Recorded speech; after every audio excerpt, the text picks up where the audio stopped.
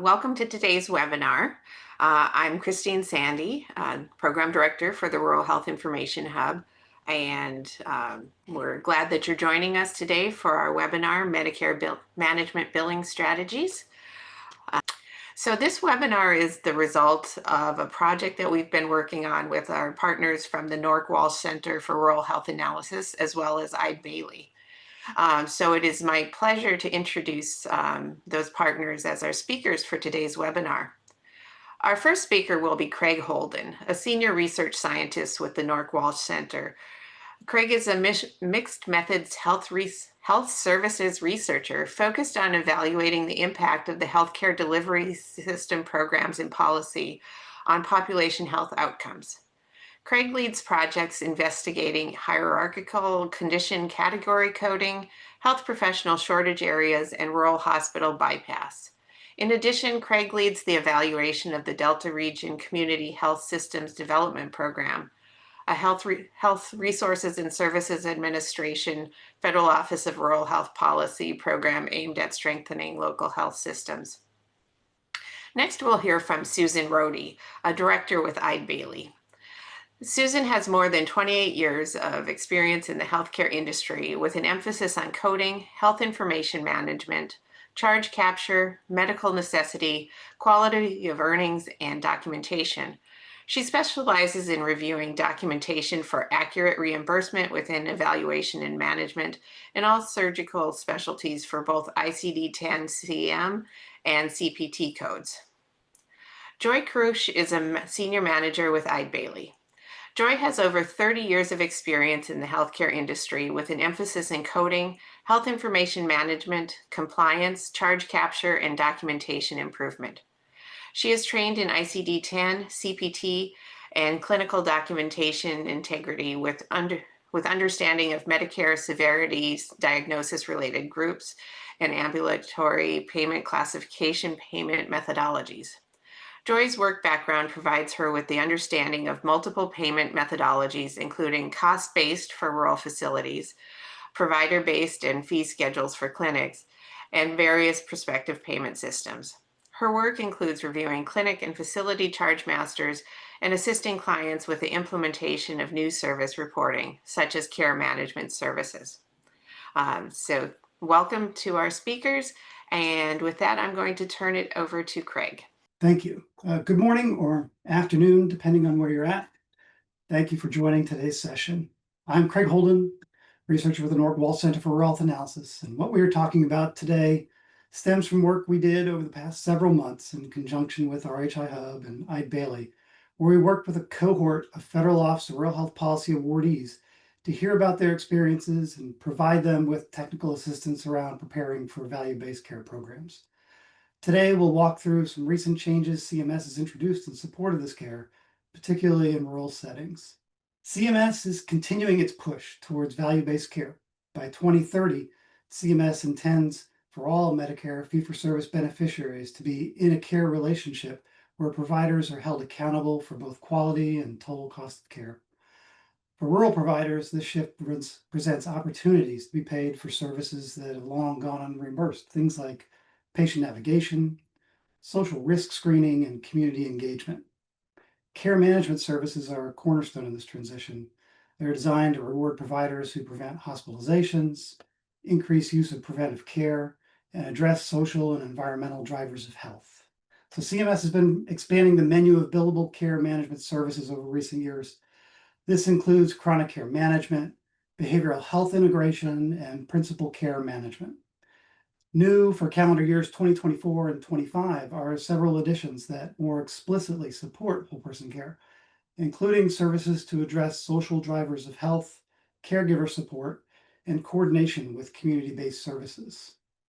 So let's take a little closer look at the specific new areas that CMS has added codes to the physician fee schedule. In 2024, social determinants of health risk assessment allows providers to bill for time spent screening patients for social risks using standardized tools. Caregiver training services codes reimburse providers for time spent training a patient's unpaid caregiver, an essential service in some rural areas with workforce shortages. Codes for community health integration services recognize the work of community health workers and others providing care coordination, navigation, and support services. Principal and illness navigation services codes support navigation services for individuals with high risk conditions or complex needs. And in calendar year 25, advanced primary care management codes build on chronic care management and principal care management and provide more flexibility and enhanced payments for comprehensive team-based primary care. And rural health clinics and fairly qualified health centers, for these CMS has made changes that will allow RHCs and FQHCs to bill using individual CPT or HCPCS codes instead of just GEO 511. This is a shift toward greater granularity and payment transparency. So we'll see this again later, but these new billing codes are administrative updates and a shift in how Medicare supports providers in delivering team-based, patient-centered care that addresses both medical and social needs. So if you are interested or need to dive deeper into care management services or these new billing opportunities, you can check out RHI Hub's care management page, screenshot shown here. It's a really good resource of information with fact sheets, code guides, and examples of implementation in rural settings. And now I'll turn it over to Susan and Joy to really dig in and provide some more detail. Thank you so much, Craig and Christine, for that wonderful introduction. I'm going to share my screen now, so you should be able to see the presentation. All right, happy Friday, everyone. Thank you so much for taking time out of your morning or your afternoon, depending on where you are, to listen to this webinar. Sounds like we have quite the nice mix of FQHCs, RHCs, IHS, and some community-based centers as well, so that's awesome. Today, for the agenda, we're going to, of course, talk a little bit about care management services and why they are so important. Give you sort of an action plan for your facility in regards to implementation. Talk about some of those core competence of the specific care management services, and then talk about best practices for actually implementing these care management codes. All right, first topic on the agenda is understanding the care management. And Craig did a really nice job of talking about some of these, and you could see in that prior slide on the RHI Hub website where these are going to be located. But we really do want to kind of dive into the codes that are applicable for your RHCs, your CAWs, your FQHCs. Really, one of the key staples when we talk about care management is probably what started it all, and that's the chronic care management. Just a brief definition of each of these.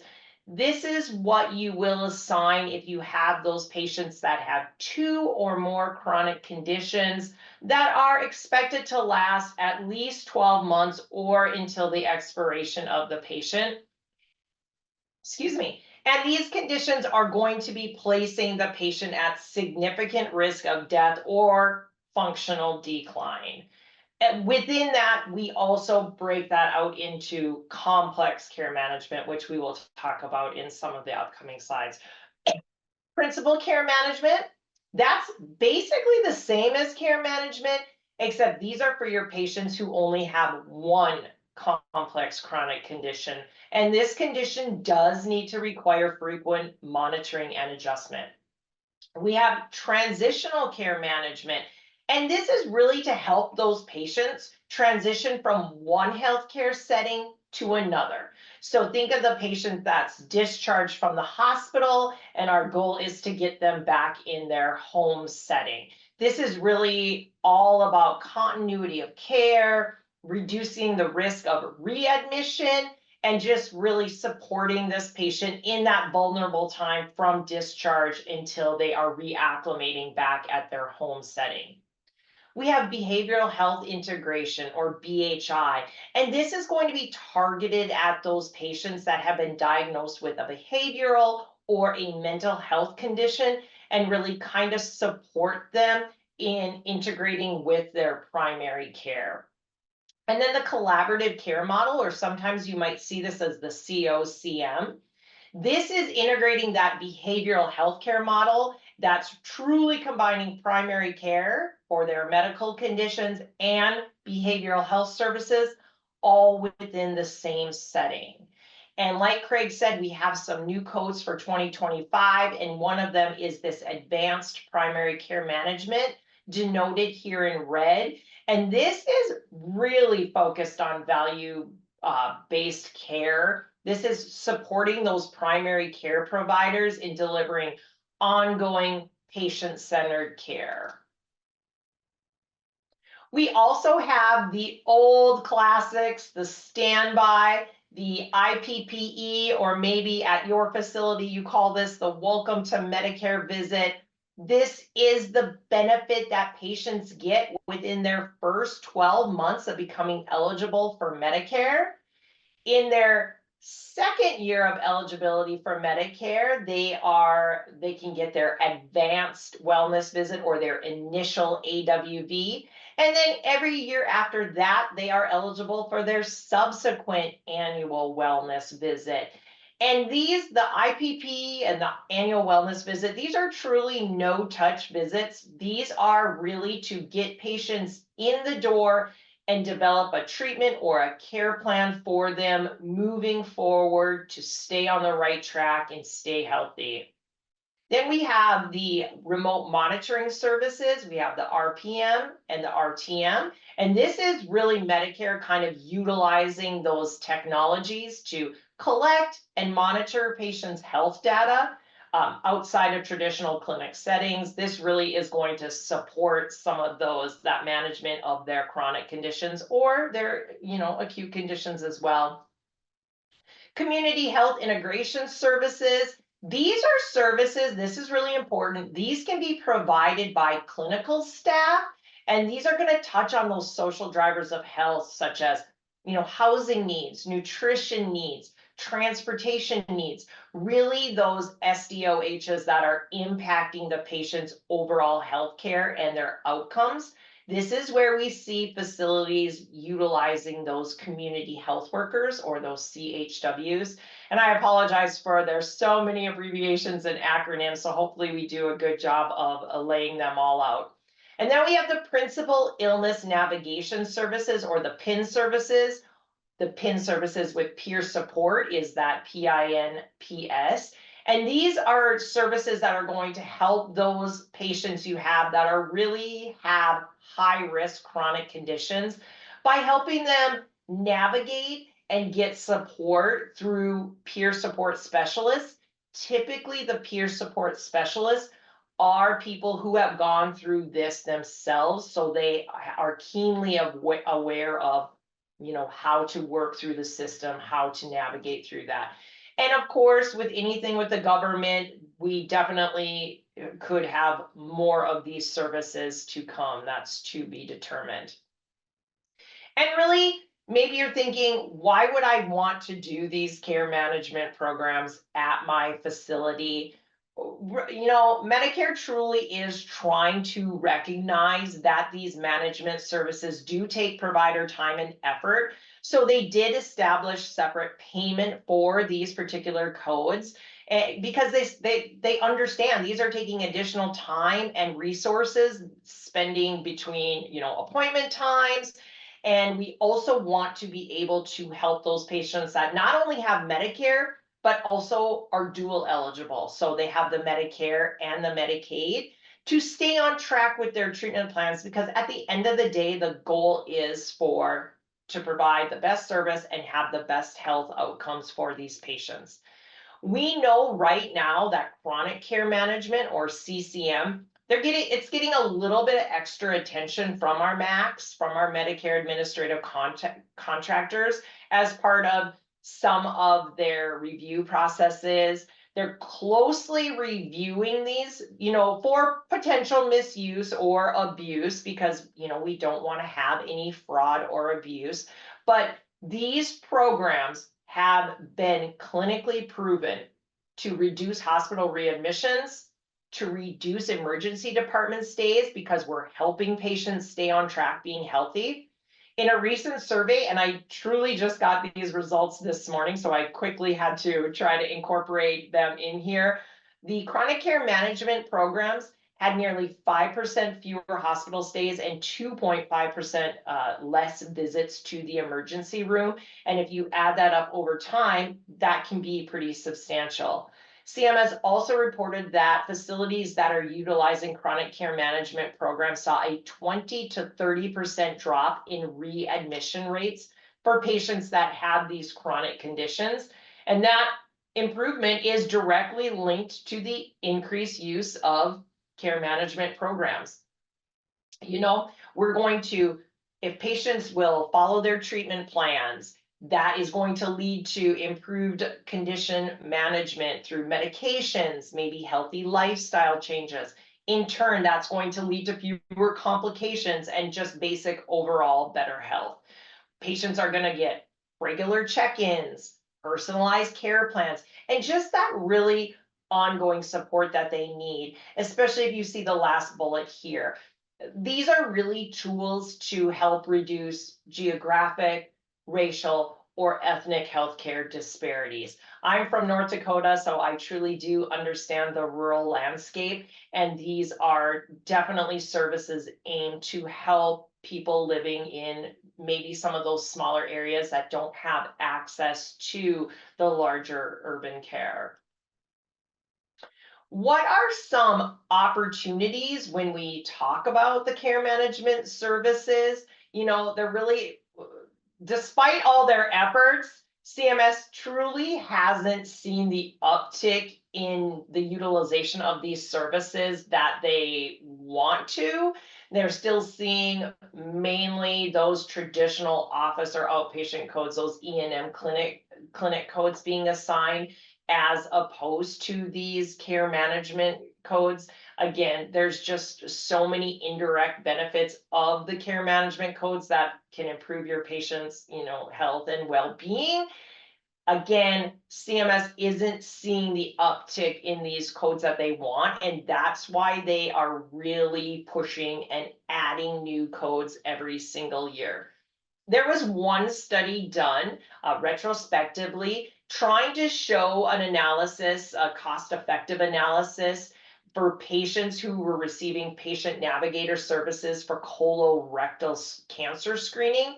And what they determined was that the ones that received those patient navigator services had a significantly higher rate of completing their screening, up to 79%, and a significantly lower rate of skipped or canceled appointments, as opposed to those who did not. So truly, again, for every dollar that facilities have been investing in these services, they've seen a return on that investment of about $2.30, mostly by shifting inpatient and urgent care to primary care and then focusing on care management services.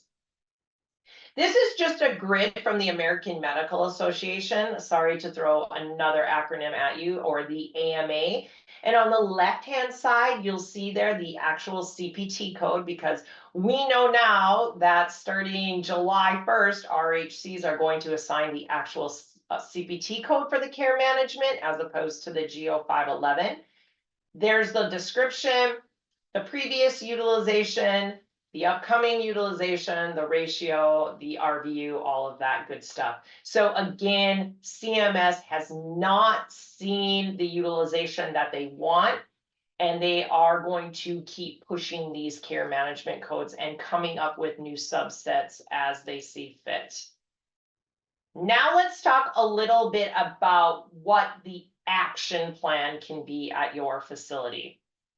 First thing you have to do, identify those eligible patients. We know each of these care management codes talk about a certain subset, so we are going to need to identify within our facility who is eligible for these services. And you're going to utilize your electronic health record, or your EHR, to determine this. Who has chronic conditions? Can you run a report based on ICD-10 codes for XYZ condition, maybe diabetes, hypertension, CHF? who has been recently discharged from the hospital or had a recent hospitalization. So maybe we can capture that transitional care management with those patients. Maybe you could run a report on who has the highest ED or hospital utilization rate. So we could capture them with CCM, PCM, that principal care management, the TCM, or the brand new advanced primary care management. And then maybe we can run a report based on behavioral health or mental health ICD-10 codes to capture that behavioral health integration or that collaborative care management model. This should be easy to access within your EMR to run these reports based off those ICD-10 diagnosis codes. Then we're going to have staffing, and we're going to want to designate that specific staff to lead care management efforts. Joy and I understand, because we work with a lot of RHCs, CAWs, FQHCs, smaller facilities, and we understand that your staff, you're either understaffed or your staff is being pulled in all sorts of direction. So you may be thinking, oh, this is another thing to take on. So we are truly going to have to get the right staff in the right role. Who can we utilize for this? RNs or LPN care managers. They already have that clinical background, so they can help with that coordination and maybe that medication management. Social workers are great for the BHI and to help those patients that are addressing those social drivers of health. You could have medical assistants or health coaches. We see health coaches utilized a lot in chronic care management. They can provide that non-clinical follow-up, lifestyle education. They can provide those reminders to patients. And then community health workers. This is where we're seeing the biggest boom as far as utilizing community health workers or CHWs. They can truly link patients to, within your specific community, resources that can help them achieve their healthy lifestyle.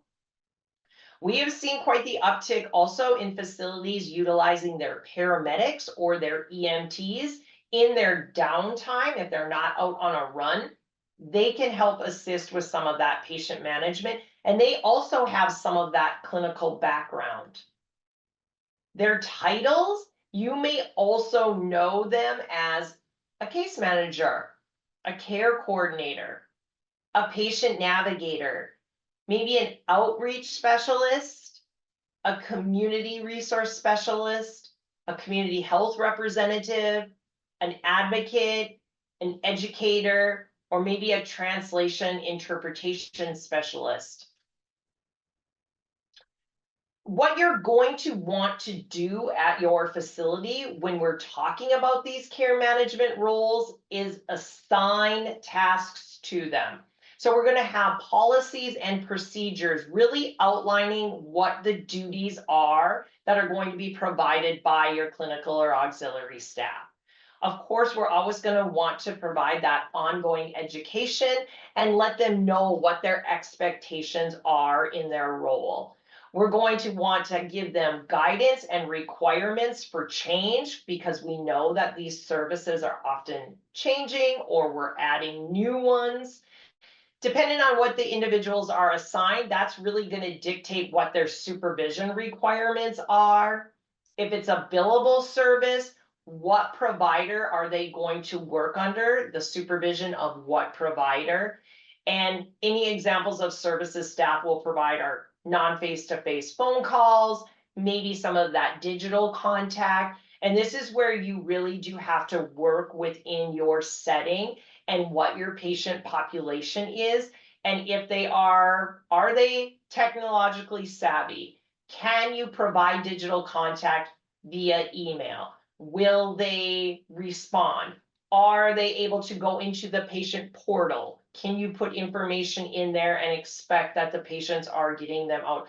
Or do we have to revert back to some of the older methods, such as snail mail and the good old phone call, of course? Billing time for your clinical or your auxiliary staff. And again, these are going to be different in different settings, the RHC, the FQHC, the community-based. But for any services that we're presenting on, there's always a component to them that can be performed by the clinical or auxiliary staff. And again, depending on your setting, will depend if we need the physician supervision, et cetera, or that face-to-face. Again, some of these can be furnished under the direction of a billing practitioner or provider as incident to, and then the clinical staff employs or contracted services for that particular facility that you're working with. So for example, if we're talking about chronic care management or CCM services, they are subject to general supervision rules under the Medicare Physician Fee Schedule or the MPFS. So under their overall direction and controlled as outlined in the comprehensive care plan, that care plan does need to be drawn up by a provider, but the billing practitioner does not need to be physically present when all of the services are furnished. So your auxiliary staff can definitely be making phone calls, having discussions with patients, et cetera, underneath the general supervision blanket. When we're talking specifically about care management type services, there is an expectation to some of the direct supervision rules for these, and direct supervision is the provider within the facility. So for example, chronic care management services are subject to general supervision rules, and some care management are under direct supervision. So we do always want to make sure we're keeping up with that as well. When we talk next, what you're going to do as far as implementation, we really do need to internally have some policies and some workflows.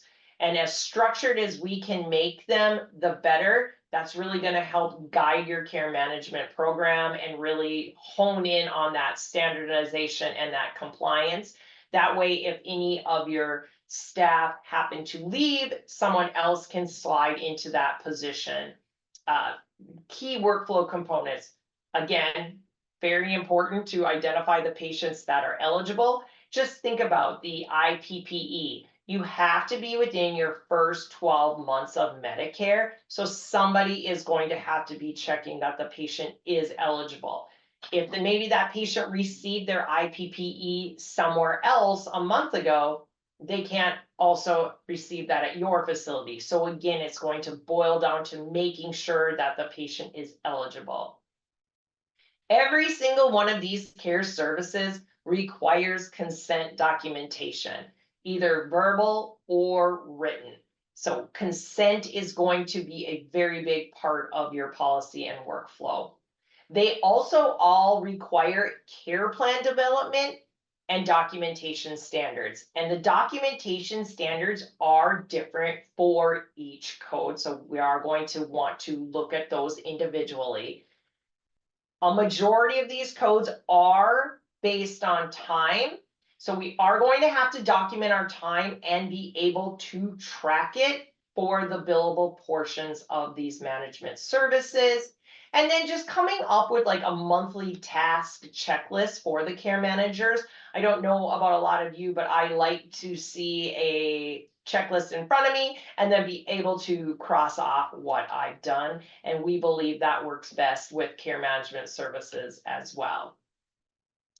We constructed kind of a checklist like we were just talking about. This one is for chronic care management, but you could easily replace chronic care management with whatever care management service you're doing. So maybe you're doing principal care management, transitional care management. You would just sub out chronic care and put in which service you're doing. But we really do think that this is an excellent checklist if you are just getting started in care management services.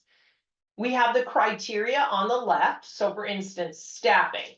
Has your facility determined the staffing model that you're going to use? And does the provider understand their role in the service offering? Yes, no, not applicable. And then any comments. Maybe in the comments is where you're going to put the staff that's responsible for this particular bullet point. Implementation considerations. Is your chronic care management documentation going to be incorporated into the medical record? And is there a process at your facility to exchange this documentation with all the providers that need to be able to see it?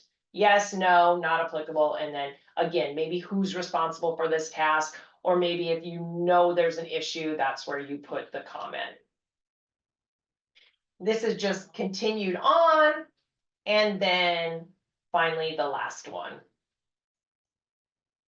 Next, we're going to talk a little bit about the core components of these each specific care management codes.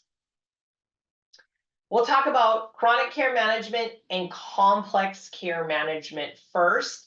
Again, these are the patients who have 2 or more chronic conditions that are expected to last at least 12 months. This is pretty subjective and a gray area, so this is left up to your provider to determine if the patient's hypertension is considered chronic. Is it going to last at least 12 months or until the death of the patient? Chronic conditions could be anything that's putting the patient at risk for exacerbation, decompensation, or just a basic overall functional decline that's moving towards death. Who can provide these services or under which these services can be provided? The MD or the DO, certified nurse midwives, clinical nurse specialists, nurse practitioners, and then our physician assistants or our PAs. Complex care management is similar to chronic care management. The only difference is the amount of time, because remember, a majority of these codes are timed based. The difference here is going to be the amount of time that is spent with the patient. CPT code 99490 for chronic care management is at least 20 minutes. Then we have an add-on code of 99439 for each additional 20 minutes. And these are per calendar month. CMS does not say there's a specific date you have to assign these on. You can cater it to your facility to assign these codes when you meet the time requirement, or maybe you're going to assign these codes every 30th of the month, however you choose to do it, as long as your documentation supports it. This add-on code of each additional 20 minutes does have a Medicare medically unlikely edit of 2. So assigning more than 2, you more than likely will not get paid for. Again, they have to have multiple 2 or more chronic conditions expected to last at least 12 months. And you do have to have a documented care plan that has been established, it's implemented, it's revised, and it's being monitored.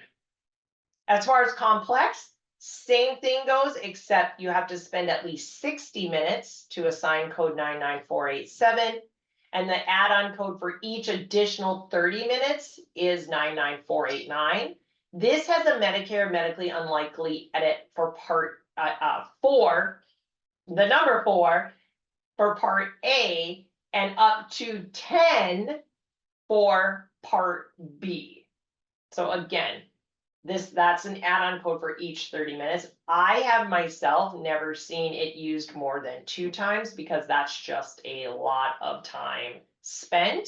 So in addition to the chronic care management requirements, this documentation has to show that the patient's condition requires moderate or high medical complexity, medical decision-making, as defined by the evaluation and management guidelines. Then we will talk about principal care management. The documentation standards here, this is really going to cover specific services to help manage care for a single high-risk condition that puts the patient at risk of hospitalization, acute exacerbation, physical or cognitive decline, or potentially death. Patients who have one chronic high-risk condition that's expected to last at least 3 months. Typically, when we see this, it's a condition such as cancer. And the codes here are 99424 for the first 30 minutes and then 99425 for each additional 30 minutes, with the Medicare medically unlikely edit being 2 here. What's important to note for this PCM is it requires the development, the monitoring, and the revision of a specific care plan, focusing on that condition or that disease. Typically, CMS is going to be looking for adjustments in the medication, or the management that's unusually complex due to other comorbidities the patient may have. And it's really going to require that ongoing communication and care coordination between all the providers that are working with this particular patient. And with that, I am going to turn it over to my colleague Joy to finish out this presentation. Thanks, Susan. So with the next one we're going to talk about is transitional care management. And this one, you know, if you think about if you're associated with a hospital in particular, in the hospital setting, we have a lot of metrics we have to meet, right? Readmission metrics, return visits to the ED, that type of thing. So when TCM came out, this is, I thought, really a good care management that not only helps the patient, but kind of helps hospitals manage those situations of readmissions and returns to ED. Because this is when, again, a patient has been, they've been in care from an inpatient hospital, partial hospitalization, observation status, or even in a SNF, and we're getting them back into the community setting.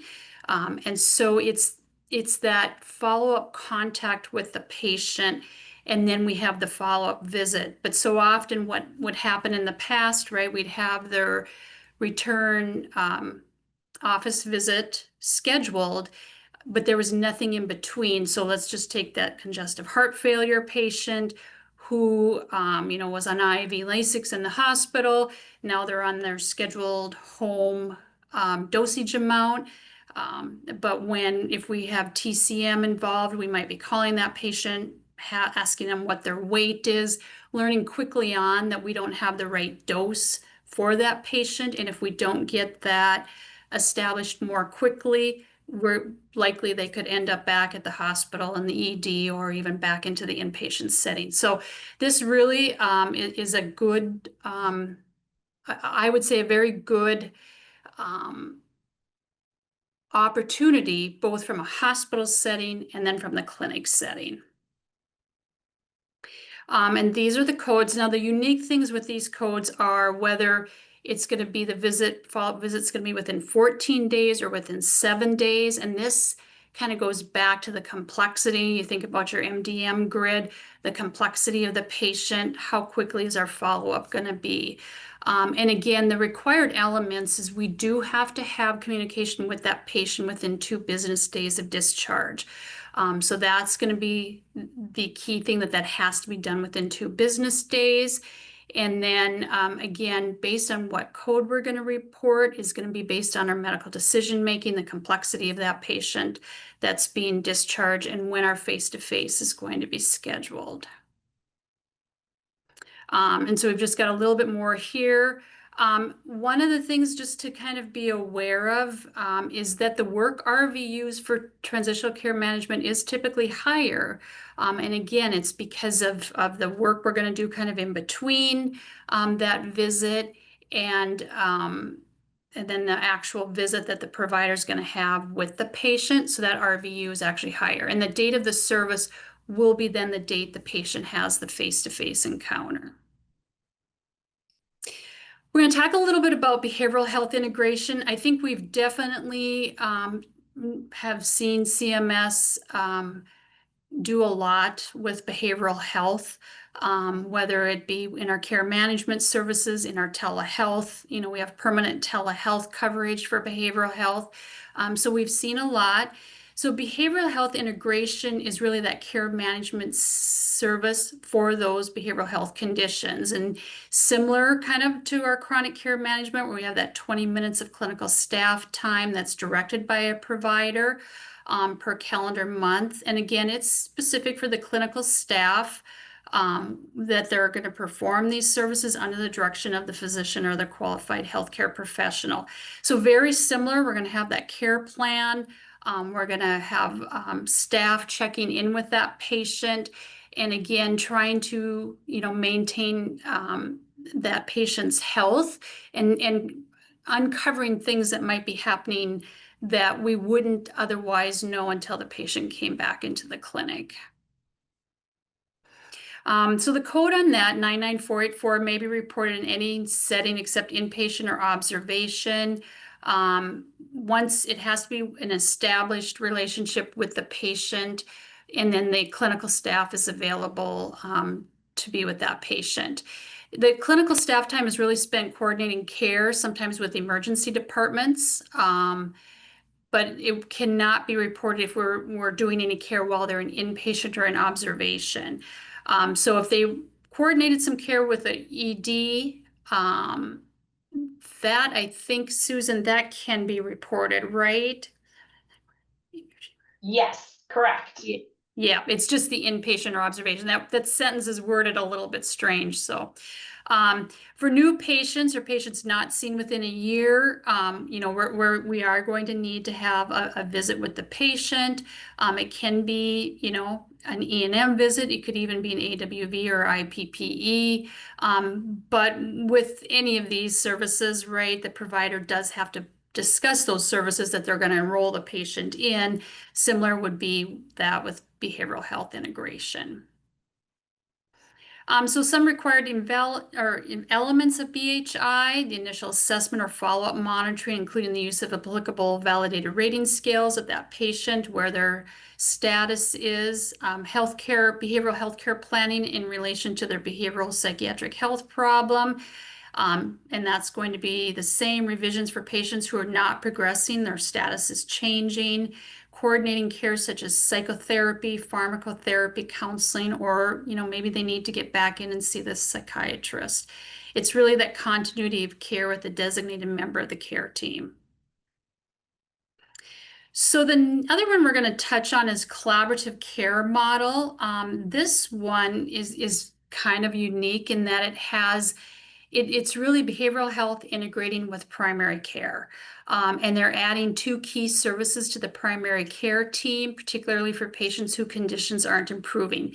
I think nobody would probably argue that patients that have maybe a chronic condition, CHF, COPD, multiple sclerosis, multiple things, right? If there's a behavioral health component to this, it is harder to manage sometimes that patient's chronic medical condition if we don't take also care of their behavioral health condition. And that is really where collaborative care model is coming into play.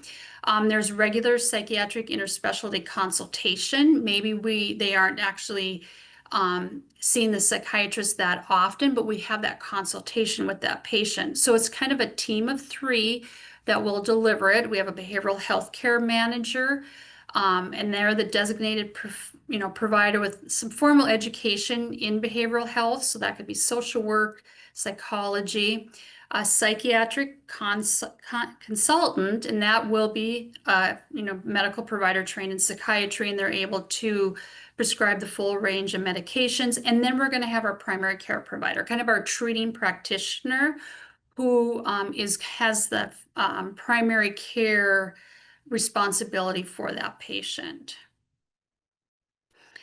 So what are some of the components? So there's going to be that initial assessment. The primary care team assesses the patient and administers validated rating scales. There's joint care planning. So the primary care team is going to work with the patient to revise the care plan if it isn't improving adequately. So again, same thing, that care plan, and we're going to revise that care plan as needed.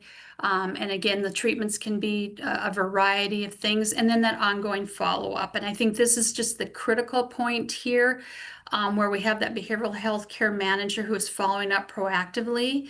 Again, kind of using those rating scales to see where that patient is at, assessing their treatment adherence, their tolerability, their clinical response, They may deliver brief evidence-based psychosocial interventions such as behavioral activation or motivational interviewing.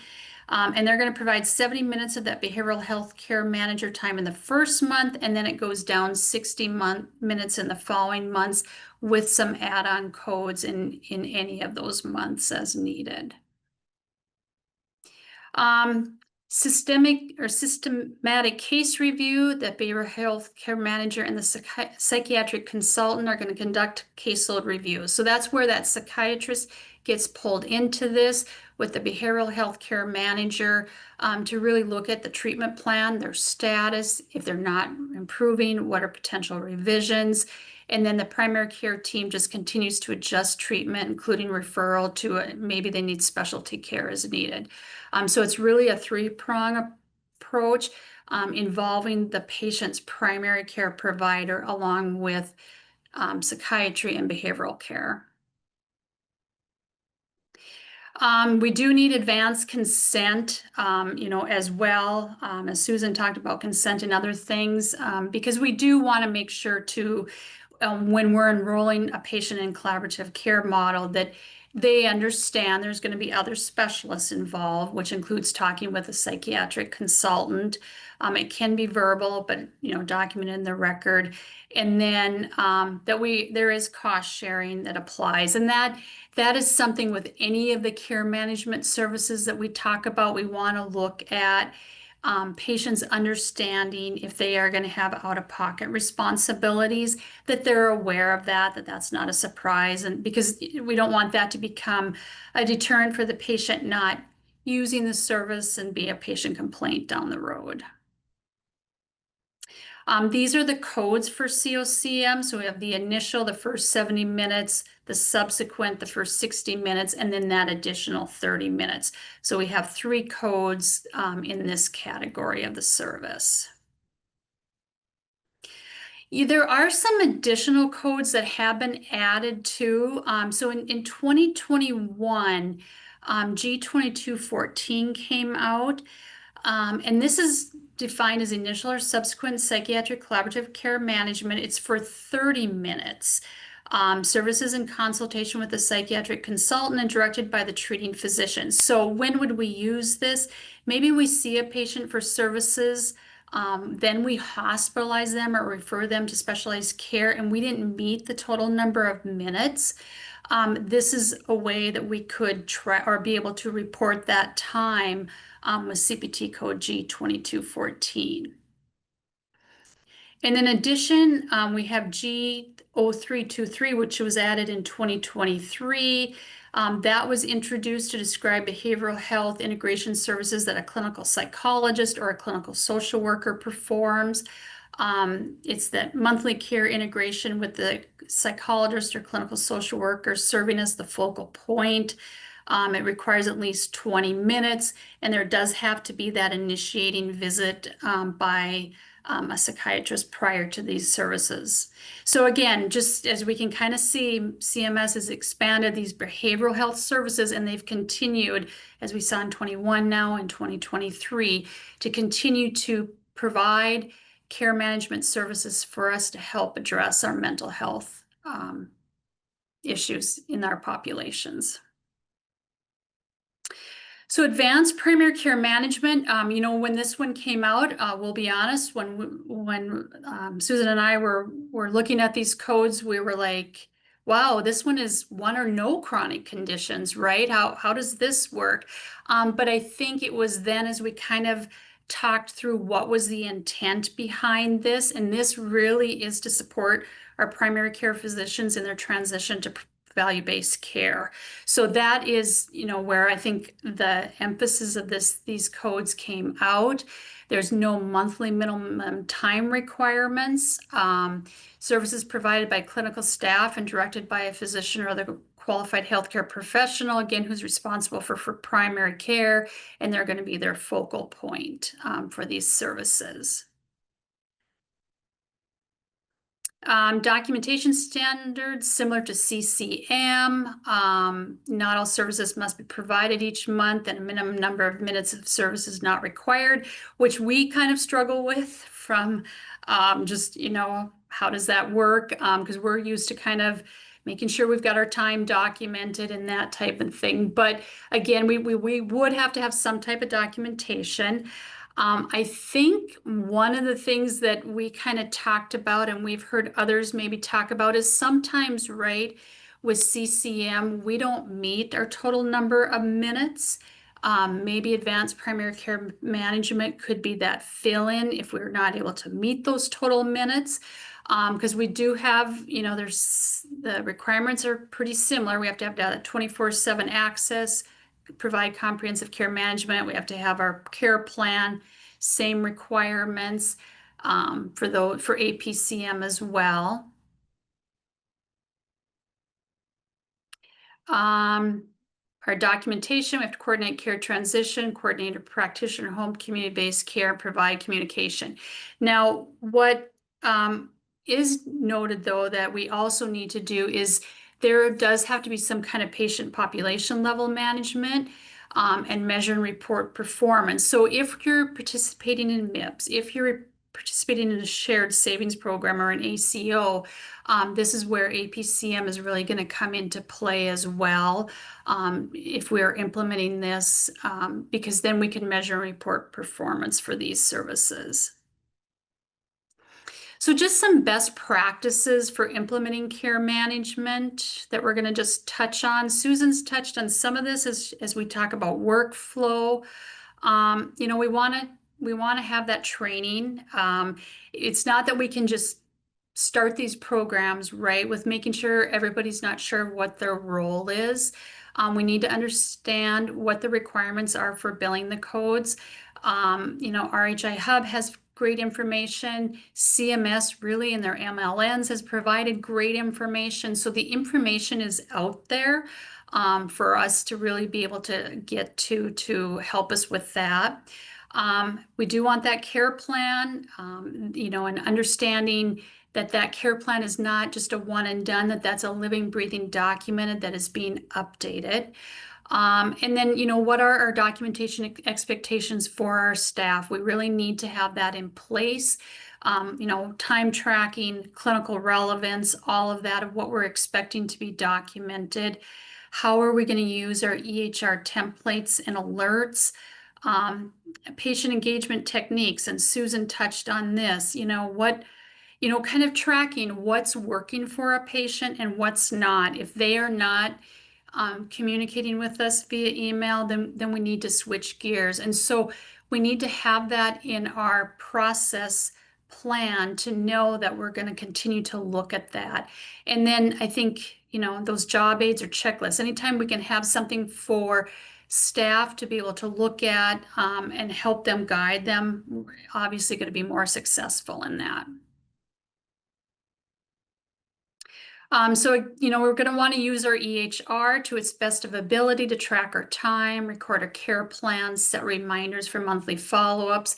One of the things that I know we've had conversations with clinics on is, have it determined upfront when you're going to bill for these services. Are we going to do it when we meet our time for the service, or are we going to wait till the end of the month? And we have some things to consider with, that as well. If we're in the RHC, if we end up doing it on the day that we have a face-to-face, what does that look like? So things to think about, but let's make sure that we're consistent on that. Otherwise, if we're not consistent, I think we're going to miss billing, or we possibly could do some overbilling.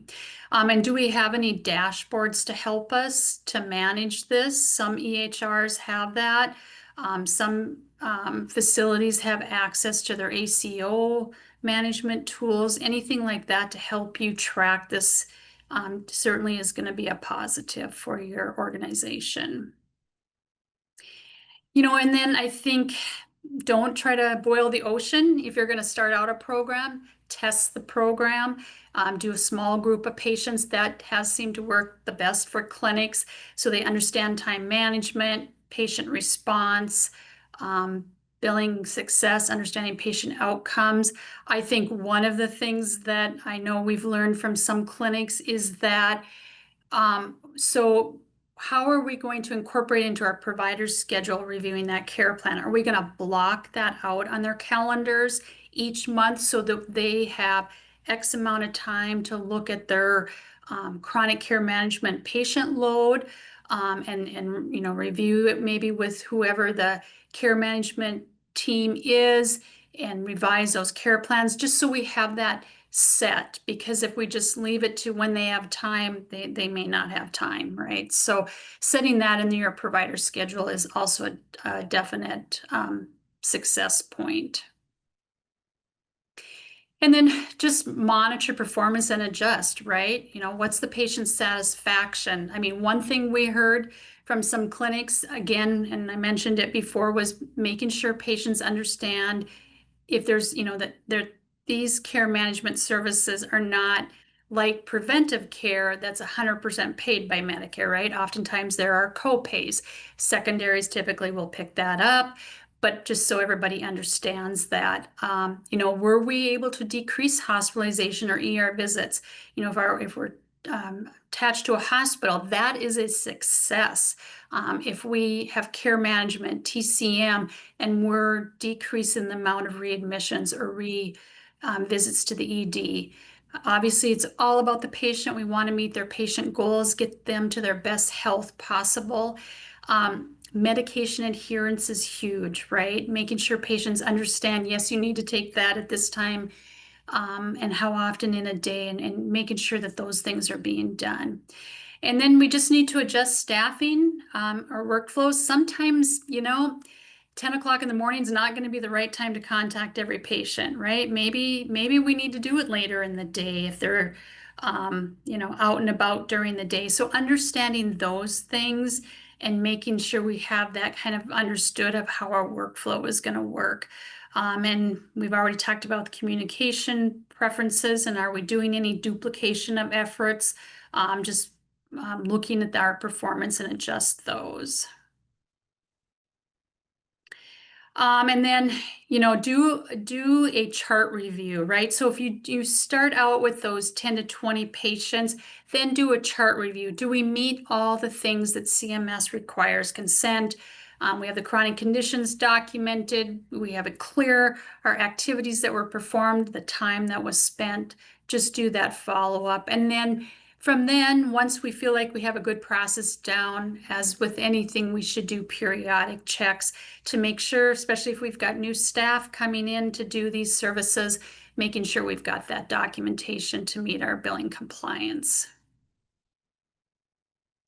And then, once things are working, we want to expand and grow our care management. Definitely the social drivers of health are going to drive some of this. What are the things that are affecting our patients that care management services can help? Telehealth is still it's permanent for behavioral health. It's still until September 30th for Medicare, for medical. Hopefully that goes beyond. Is that something we can do? Would that work for our patient? Maybe they're savvy.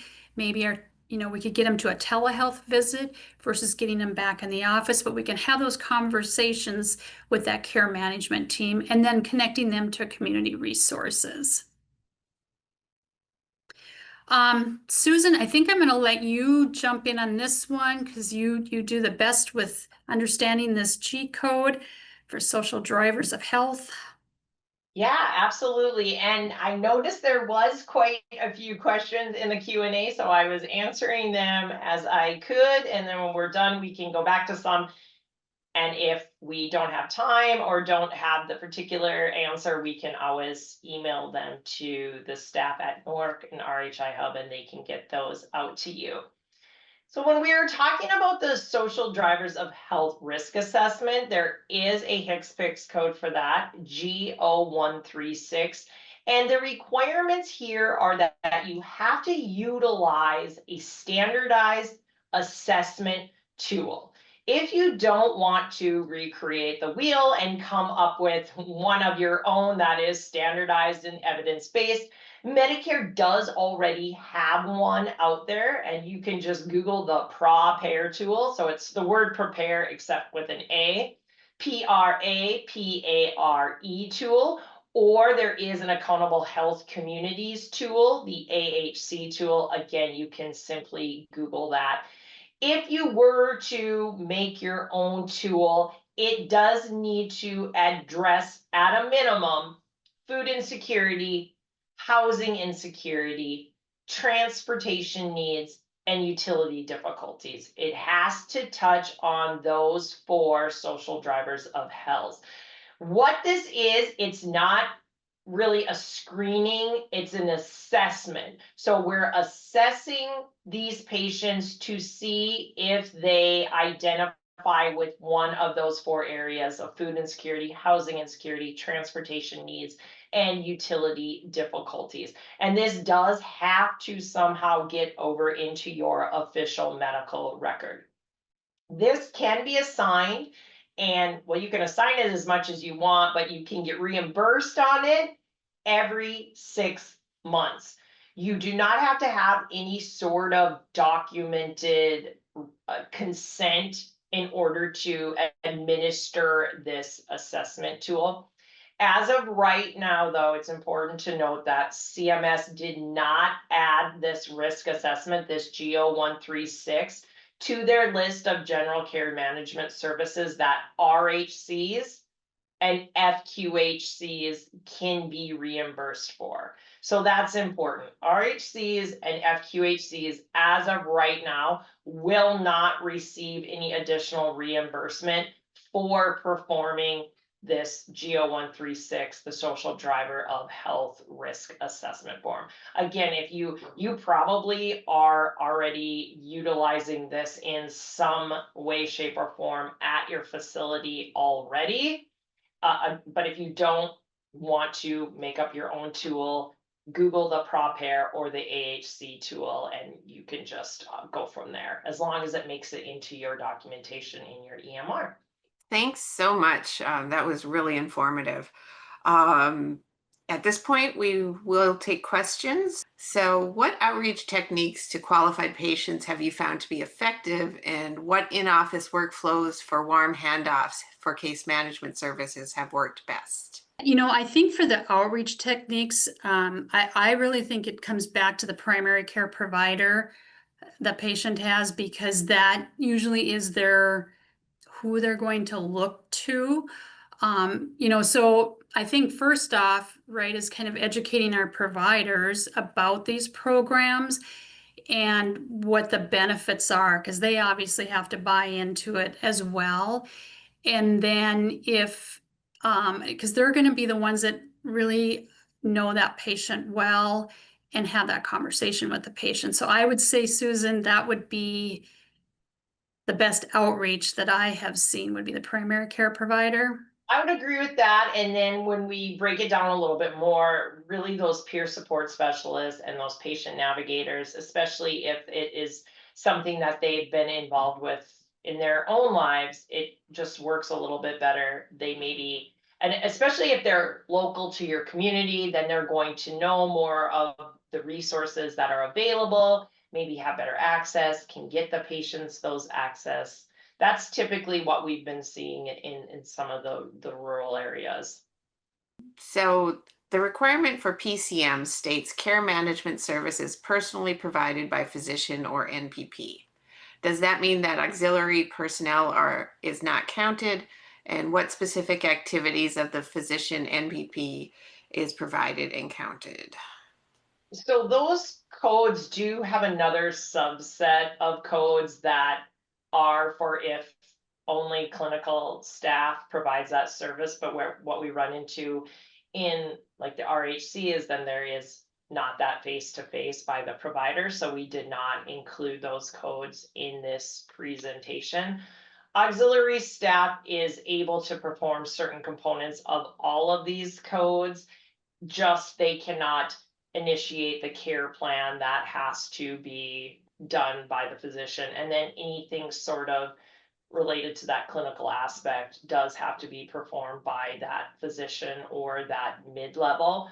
But patient outreach, such as phone calls, helping schedule appointments, etc., that can all still be done by auxiliary staff. All right. Next question is, we are a certified community behavioral health clinic and certified mental health clinic. Are any of these CPT codes and services available to us for billing through Medicare? I would think, you know, I mean, for Medicare, I would think the BHI, of course, that requires primary care too. I know when we were talking about this with the CCBHC, we did kind of talk about how possibly could this be done in conjunction with like a clinic setting, getting that primary care provider involved. So I think it would maybe be looking at, do we have primary care in conjunction with that? Are you affiliated with like an RHC? Yeah. Yeah. Or do you have some type of a clinic setting that you're affiliated with? Yeah. How do you gain buy-in for services given the copay amounts due? Or are there wraparound insurances that cover the copays? Other financial support for seniors who can to afford this additional level of care? I mean, I think this comes down to if they've got which a lot of Medicare patients do have, right? A secondary, or they may have Medicaid secondary. So I think making sure that that's that conversation when we're having that co-insurance conversation. Is it truly going to be their out of pocket, or will their secondary pick it up? Is there financial support to afford this additional? That I'm not aware of outside of our traditional insurance plans, being our secondary or our Medicaid secondary. And the way to sort of get the buy-in is to just really promote the benefits, because Yeah. it will keep you from admitting to the hospital, which we know would be a much higher cost to both patient and facility. So that's typically how we've been seeing it, just trying to really push for promoting the benefits of the program. One thing I'm just going to add, and I know this is a little bit off topic from the question, but I think one of the things we're seeing kind of explode in all of our clinic settings, right, are patients' use of like my chart or messaging to providers. I mean, providers are spending a considerable amount of time answering questions. And while we could go into a whole nother topic about, there are some virtual care codes that can be reported, but there's a lot of rules behind them. If we do some of these care management things where we've got a case manager having conversations with the patient, would that cut down on some of that provider time of having to answer questions? Just a thought too, because that is one thing I'm getting a lot of questions on, is clinics talking about the amount of provider time that are spending on that, and if they're not able to bill anything. So we've just talked about, well, what if they were in chronic care management? Could some of that have been offloaded and the case manager could have handled that had the patient known that, but all they know is their provider to reach out to? Should an FQHC use the G0136 code when administering the Prepare tool, even though they are not reimbursed for the service? We're always about assigning the code, even though you're not, if the documentation supports, even if you're not going to be reimbursed, because this is not going to cause any sort of denial or a claim line denial. What I would worry about here, though, is this going to have any sort of financial impact on the patient? Like, is any of this going to go towards patient responsibility or towards our copay or towards their deductible? That would be the only thing that I would, want to bring into question. All right.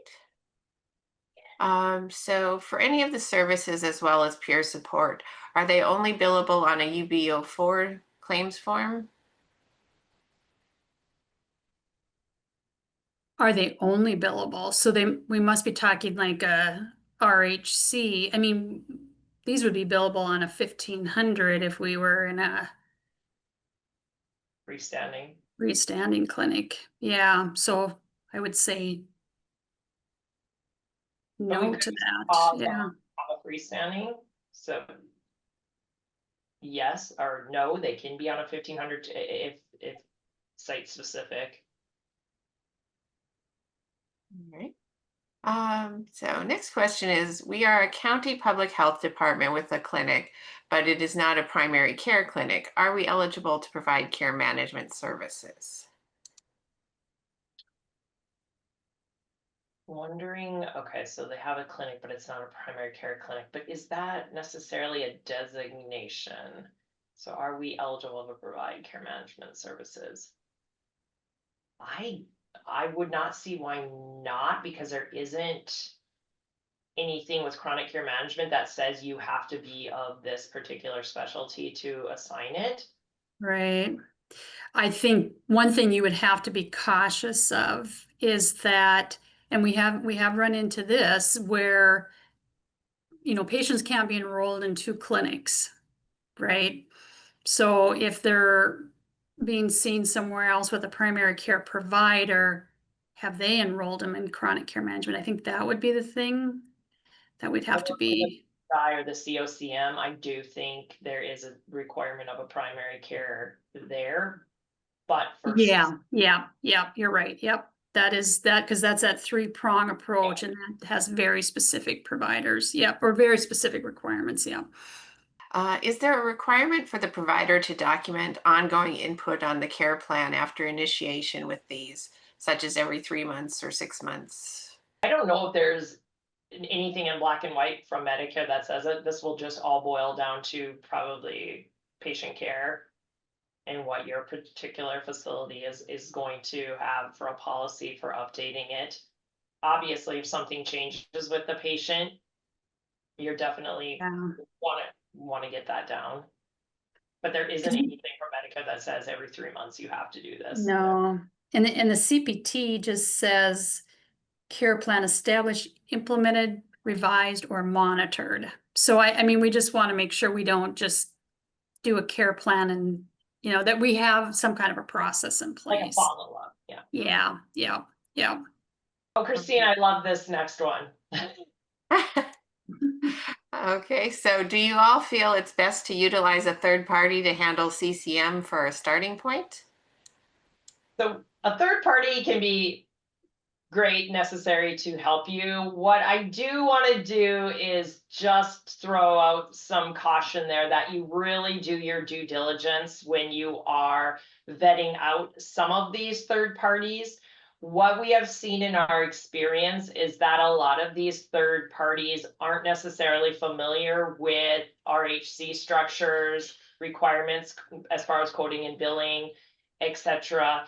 And just seen a lot of maybe over promising and under delivering with some of these companies, and it's been on the uptick. So I would just want, if it sounds maybe too good to be true, it potentially could be. So please just really do your due diligence when you're looking at these third parties. We have done quite a few reviews for facilities that have gone to third parties just within the last year. So I know that there is an uptick in utilizing them. But again, just make sure you're doing all your homework there. And remember that the potential of who's contacting this patient is not going to be in your community. Correct. And that, I think, can be kind of a disadvantage maybe. So yeah. Because the patients definitely think it is someone from ABC local hospital calling them, and that is not the case. Yeah. All right, so this one says, we are an MHOTRS clinic. Could we bill for these services? So that's mental health outpatient treatment and rehabilitative services. Thank you, Christine. I was racking my brain on that one. If you have the correct sort of providers and the documentation is there, I have not seen anything saying you could not.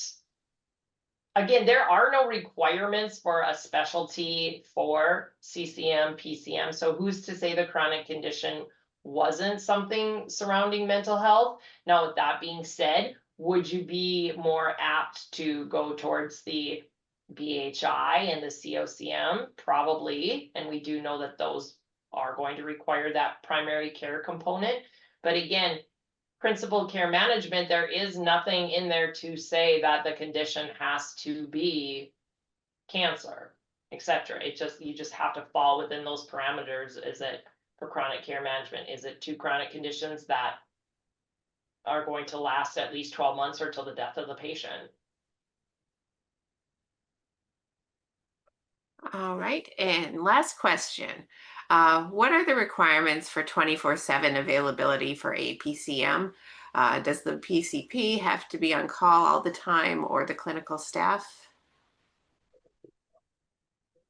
My thought on this, and this is really with any of these care management services, is that typically what we see is that, again, kind of when we're establishing that care plan, that we have the conversation with the patient that, you know, who, because typically we're close to a hospital setting, right? And they have got an ER and they're going to be accessible, and that we have provided that information to those facilities. That is oftentimes what we would see, that's accessible by the hospital. Not that we're going to have somebody out of the clinic sitting on call all the time.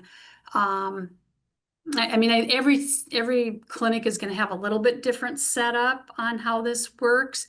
I would say whatever kind of your practice is for patients, even just calling in, you know, because it's their primary care provider. If they're directed to go to the ED, it would be that kind of same kind of thing. What would you say, Susan? Yeah, I agree with that. Because obviously you're not going to have, you know, one provider 24/7. Yeah, Yeah. Yeah. All right, thanks so much. So that brings us to the close of our webinar. On behalf of the Rural Health Information Hub, thank you so much to our speakers for this great information and the insights that you've shared with us today. Also, a big thank you to all of our participants for joining us. The slides that were used in today's webinar are currently available on the RHI Hub website at www.ruralhealthinfo.org/webinars. In addition, a recording and a transcript of today's webinar will be made available on the RHI Hub website. Thanks so much for joining us, and have a great day. Thank you. Thank you.